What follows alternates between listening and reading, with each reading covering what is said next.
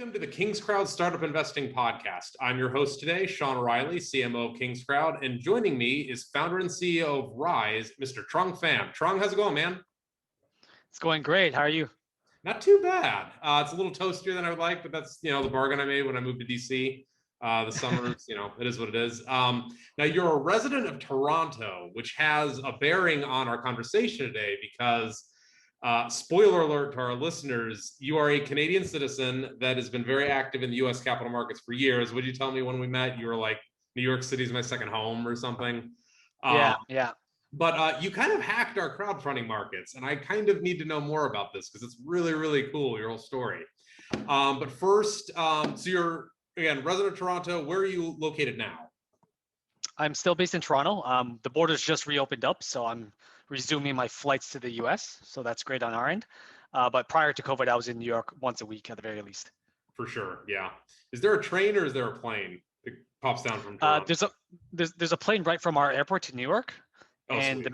the main airport's only 20-minute ride away to LaGuardia. So I'm either Very popping into one of those flights, but the flight's an hour to an hour and a half max.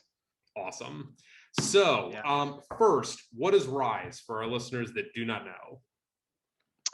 So RYSE is a IoT smart device company, and we have this little gadget right here in my background, and it allows you to motorize and automate your window shades. So when we started I the need company, we that looked for my around. office. It gets toasty up here. Exactly. And I'll definitely get to that because there's a huge clean tech angle that a lot of people don't realize, and we didn't realize until we got started. But when we delved into it, we received a lot of government funding on a clean tech angle. Right. But the device itself, very simple. It's a DIY device, the most affordable solution to automate window shades by far. And the reason why we developed this is because we looked around in the market for smart home gadgets, and we found smart locks, smart doorbells, smart thermostats, security systems, but there's no real solution for shading and blinds, Right. and no affordable solution at that. And it's funny They're because I was talking cheaper to, by a factor like 4 or something, I think I saw. oh man, I didn't realize this, but I was talking to a VC, and they were asking about like pricing on Amazon, and they saw a very low price on Amazon. Then I told them, hold up, go into the listing, change the window size, and it jumped up to $500 Oh man. from from Yeah. 150. And what So are you? window size is a huge driver. We're 150, regardless of size or weight of the Wow. shade. We're a retrofit. And I looked at another player in the space, one of the largest players, and their prices range from $500 to $1,500 per window. So 1, 2, yeah, this gets expensive. Exactly. Awesome. How did you come up with this idea? So after we looked around and we saw an opportunity here, it was actually an idea. Let's take a step back. I experienced where I was moving into a condo, and like I said, I was looking around for smart home devices. I got all of them that I wanted. I got a smart thermostat, a smart door lock, all of that. Couldn't get smart shading, so I opted in for manual shades, right? With the ones with the beaded chains, like the ones you see behind me. Right. And a couple months later, just like you mentioned, it got really hot in the summer. So I went back to the same dealer, and I'm like, hey, listen, I bought these shades from you a couple months ago. It's about $250 each, and I want to get them automated now. And they told me, no, you have to replace them with brand new motorized shades. I'm like, what do you mean? That's ridiculous. I just bought these from you literally a few months ago. I'm not going to replace them. And they told me, well, there's no product in the market that allows you to retrofit on your existing shades. And I thought that was silly. I'm like, what do you mean? It's a simple motor. You put on the window frame and controls the chains Right. of cord. Yeah. And they said that product Yeah, I'm looking. didn't I've got exist. the shades right there. Like I'm looking at them. Exactly. Exactly. So, I Googled it. Turns out a product didn't exist. And that was kind of like the eureka moment for us. So why is this a good idea? Given that the smart home, you got the Nests, on which I'm sure you had, and all that. Like, Yeah. why the shades? So when we looked at it from a business perspective, it was a huge opportunity. No other company was doing shading. And from a business, we don't want to be entering a market or industry that has so much competition. So no big dominant player was doing shading, and no one was doing retrofits at that. Right. So we saw an opportunity to do this, and because it's such a new and novel concept, we received like significant patents around it, and very strong patents that allow us to really block any copycats off Amazon at that. Wow. So that's the opportunity we saw. And if you look at the other players out there, there's large players that do traditional motorized shades, with the blinds and whatnot. Yeah. Publicly traded companies out there, $5 billion market cap, and they generate $1 billion a year in annual revenue. So it shows you how big the market is for traditional motorized shades that really target new builds. Yeah. But new builds is only 10% of the market. 90% of the market have manual shades installed, and that's what we're targeting. Right. So that's a big opportunity we saw.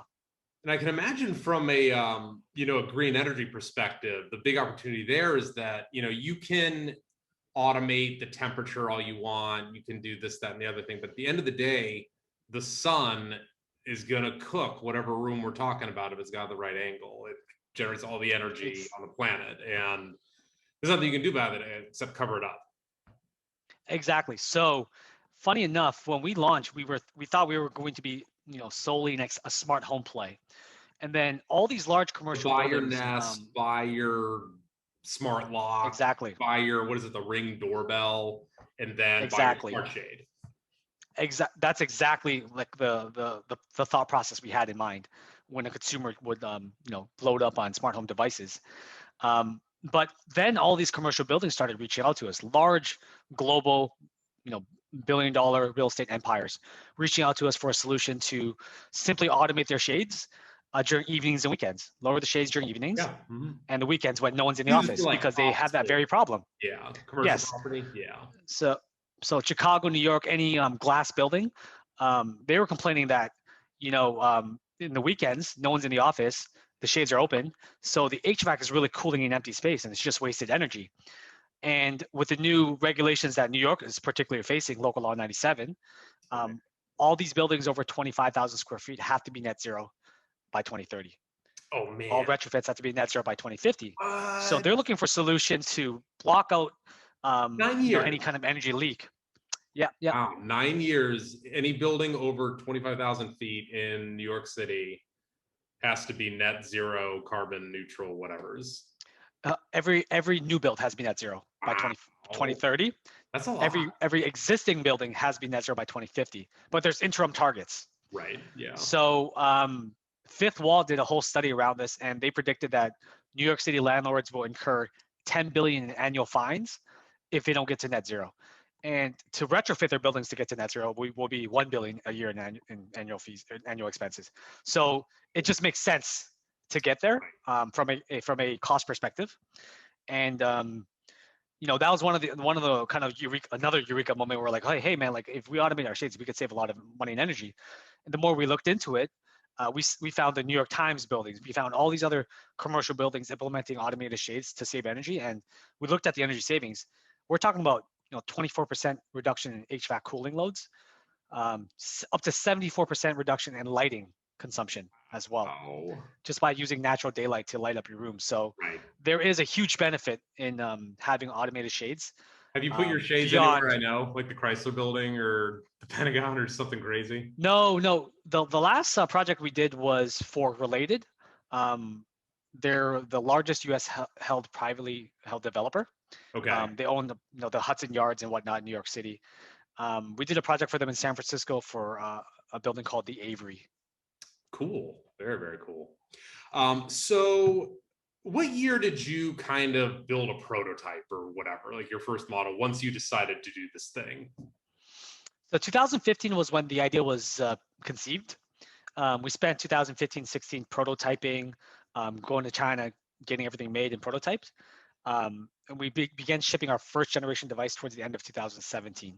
Have you run into any problems with that lately? I know we're like, arguing a little bit. Lately, yes, it's mainly because of the whole situation with COVID. Yeah. So initially when COVID hit, the border shut down and no one could fly in and out of China. And if you did fly to China, you had to go standard 2-week quarantine. You're stuck. Yeah. It was basically a headache. One of our team members actually had to do that regardless because we just had to be in China. Wow. So so he kind of bit the bullet for the team and went over to. Yeah, but the good thing is that we ended up hiring a full-time team member in China. There you go.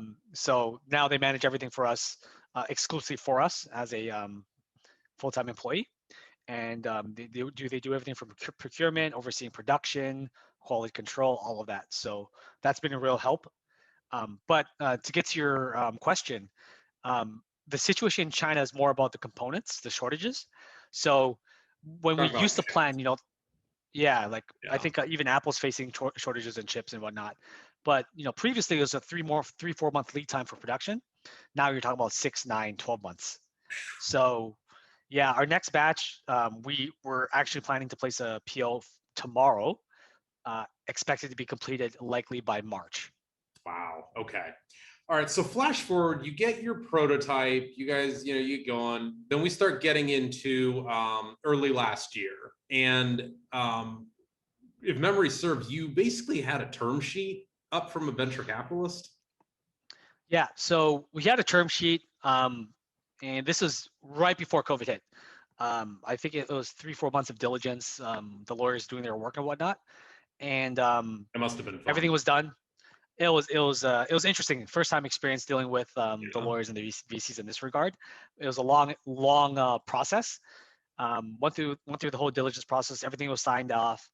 Um, you know, term sheet was signed, diligence done, waiting for the final kind of wire moment, and then COVID hits. COVID hits, they It was pull the like term sheet. late February, March, right? Like, bam. It was like it was incredible the timing. Yeah. COVID hits, they pull the term sheet, So you and get a phone call, and it's like the worst phone call an entrepreneur can get, basically. yeah, because like this is when like they closed the borders, um, the whole city, the whole country shut down as like a ghost town. Yeah. Um, no one's allowed to work, all of that, and so everyone's panicking.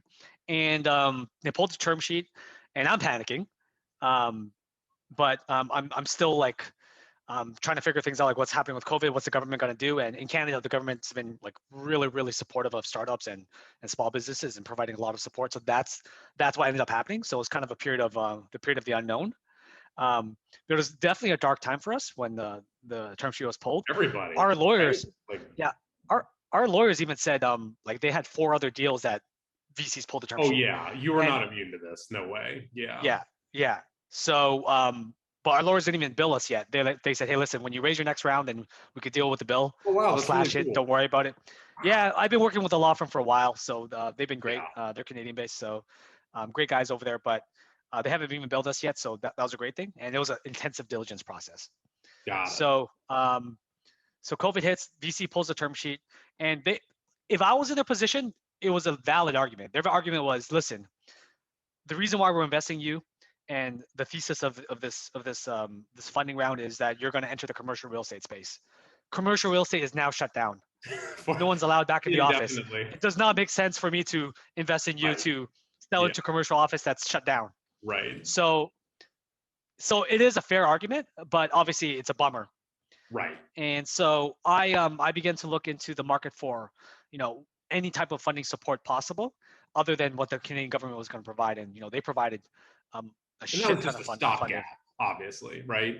Yeah, yeah. It was the Canadian funding was more of a to stop the bleeding rather than to Growth. support growth.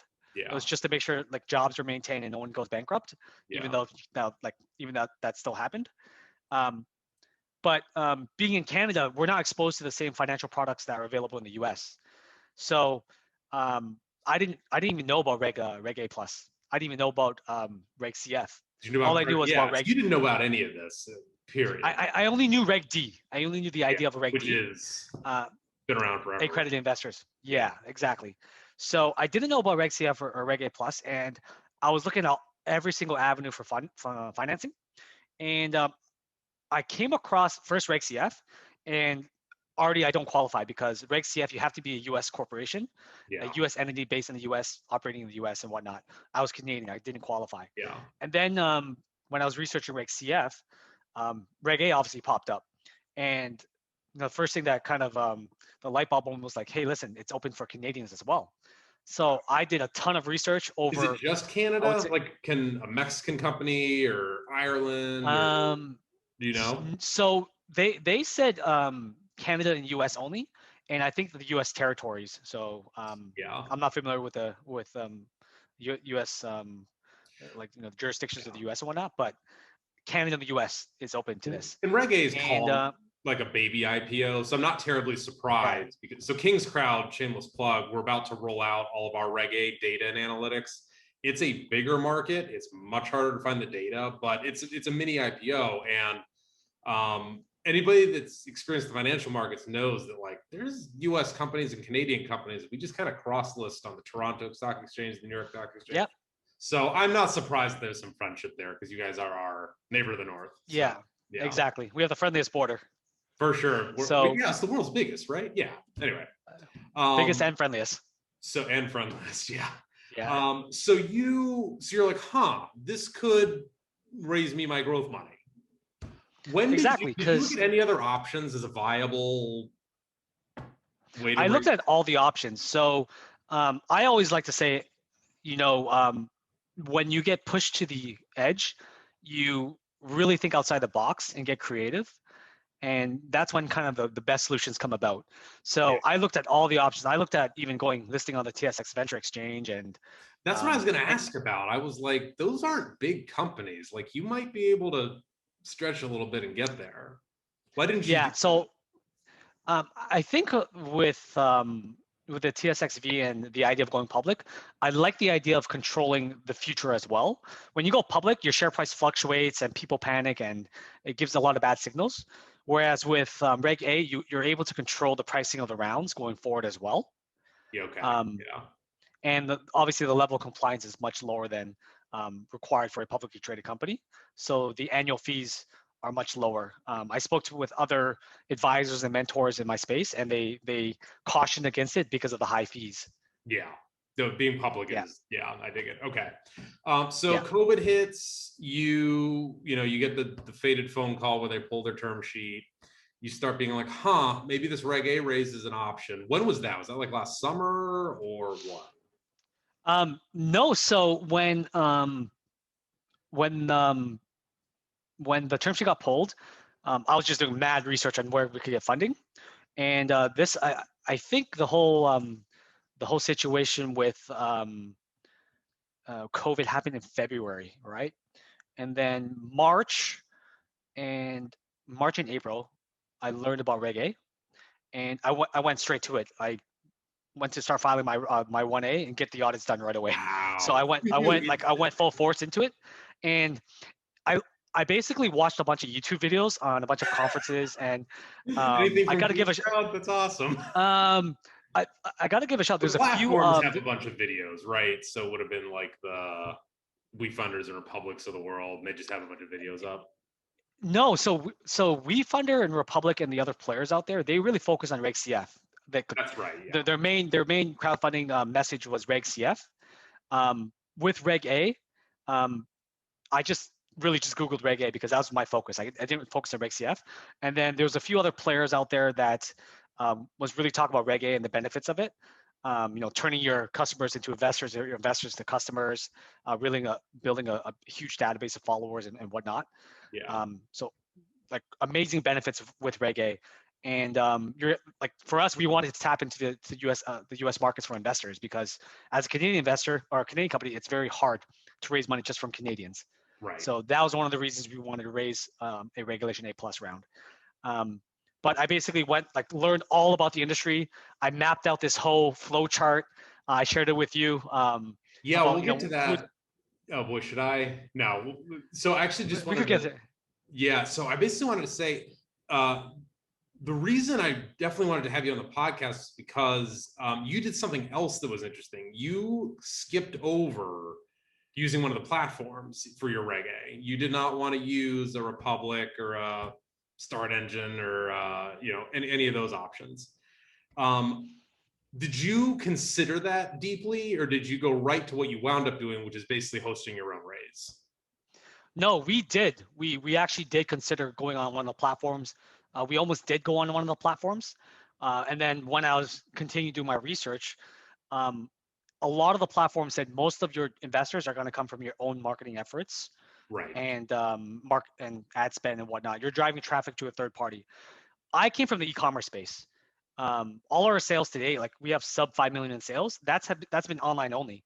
So we're well versed with e-commerce, customer acquisition, Instagram, Facebook, Google Ads. We're really well versed with that. So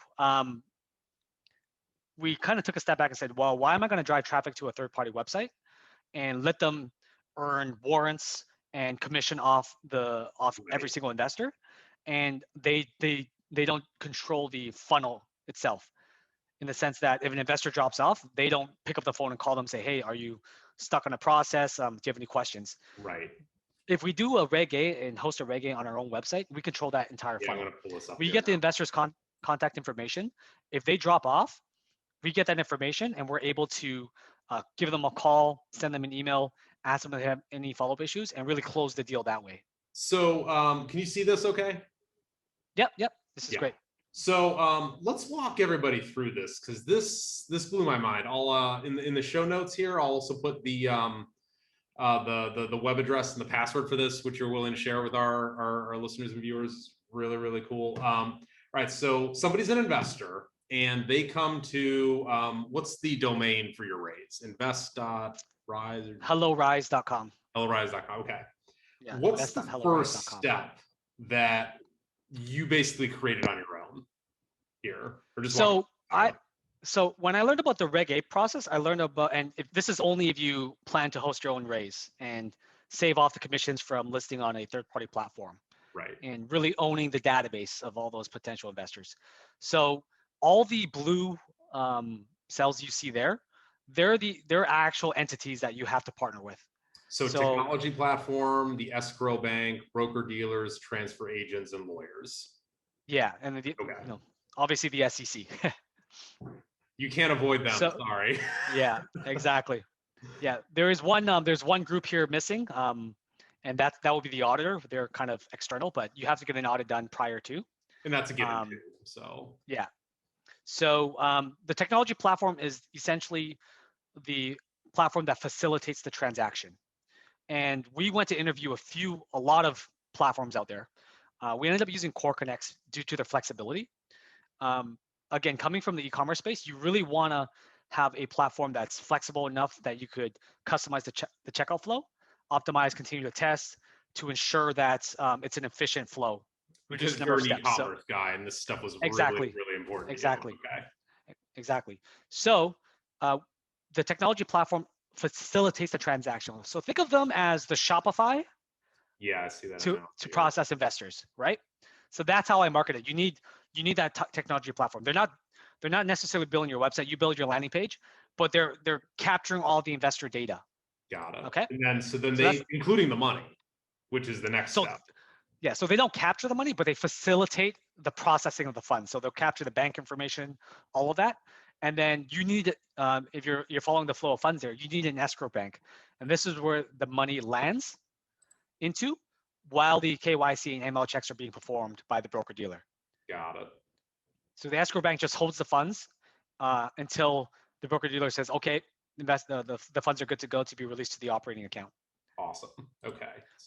So the escrow bank works closely with the broker dealer, and the broker dealer's job is essentially to ensure KYC and ML checks with each investor. So there's a few approaches, and the easiest by far is just to have a broker dealer facilitate and do checks on every single investor in every single state, and they take 1%. Awesome. And then you went with Rialto, I see. Yeah, so we went with Rialto because they ended up giving us a I told them the same story with what happened with the VCs, and they were very understanding. I really love that about them. They didn't really charge us a big fee, so that was great. And with Rialto, they're coming up with a secondaries market, which is also great as well. So with a secondaries market, it allows Reg A investors to trade their shares over the counter, essentially. So that's another reason why we went with Rialto. And then lawyer, crowd check. Yeah, so the lawyer's crowd check, obviously you have to go with crowd check. I believe Sarah Hanks over there and some of the other lawyers were responsible for some of the laws with equity crowdfunding or Reg A. Yeah, she's 5 miles south of me in Alexandria. So exactly. So for any companies thinking about not using crowd check, I would say they're insane. I've heard horror stories from other Reg A companies that use lawyers and got burned with their lawyers just trying to learn about how to, create a 1A filing on somebody else's dollar, which I don't respect. Yeah. So so definitely you have to use crowd check. And the transfer agent's also part of the group there, and their job is to essentially manage the cap table for you to issue the shares to all the investors in the Reg A filing. So those are the core partners you need. Yeah, and then you're the issuer, obviously. You got to file a 1A with the SEC. Yeah. And you had to have 2 years of audited financials, right? Yes. So the audit takes the longest by far. If you're a new entity or just create an entity, then the audit will be quick because there's nothing to audit. Yeah. But if you're an existing entity and you've never been audited before, start as soon as possible. The audit took the longest for us. It took about 4 months. Yeah, I'm not surprised. Awesome. Yeah. So how's it been going for you? So you're obviously doing the ad spend, which everybody kind of has to do in some way, shape, or form. But where are you in the process today? Today is July 20th, 2021. Yeah, so we raised about 250 so far. We haven't spent a lot of money on ad spend, to be honest, oddly enough, and we're actually going to be ramping down. I'm not sure if you've spoken to other companies, but after Apple kind of implemented those, anti-tracking provisions on Facebook, right? Yeah, it's been extremely hard to track the ads and what's happening over there, both on product sales on e-commerce, yeah, as well as investor acquisition through our Reg A campaign. So across the board, e-commerce, I know it's tough for everyone right now. Yeah. So what's your plan? What's next? So for us, we have some, I like to say PR or press as a strategy. The show forward. Included, obviously. Of course, yeah. I'm pitching at a lot of events. I'm pitching at the Money Show. I'll be there in Vegas as well. And with the borders reopening up, it's just, hustling hard, going through the road shows and trying to get the word out there as much as possible. Awesome. Very, very cool. So thanks for coming on the show. I just had to have you on because your innovative solution to what it takes for a Canadian company that got left out in the cold by a VC firm to raise money in America during the pandemic. It's like, what'd you say? When your back's up against the wall, you get out of the box. You get creative. Yeah. You force yourself to get creative and figure it out. That's it. I think every great CEO ends up like that. Absolutely cool. Yeah, I mean, you wouldn't be a startup founder if you didn't have stories like this, right? Well, you get the last word. Tell the audience, again, pitch for your product, the company, your domain, anything else you want to say. Yeah, definitely. So we're raising a Reg A directly on our website at invest.helloryse.com. Minimum investment is just under $500. RYSE is spelled RYSE. Yeah. Correct. But if you type it wrong, it'll still redirect. We own both domains. Cool. Yeah. That was smart. Exactly. So take a look, and I appreciate the interview here. You bet. Yeah, no, this is a lot of fun, and I hope to have you on maybe in a few more months after your Money Show appearance and everything. I appreciate it. Awesome. Thanks again, Trung. Have a good one. Thanks.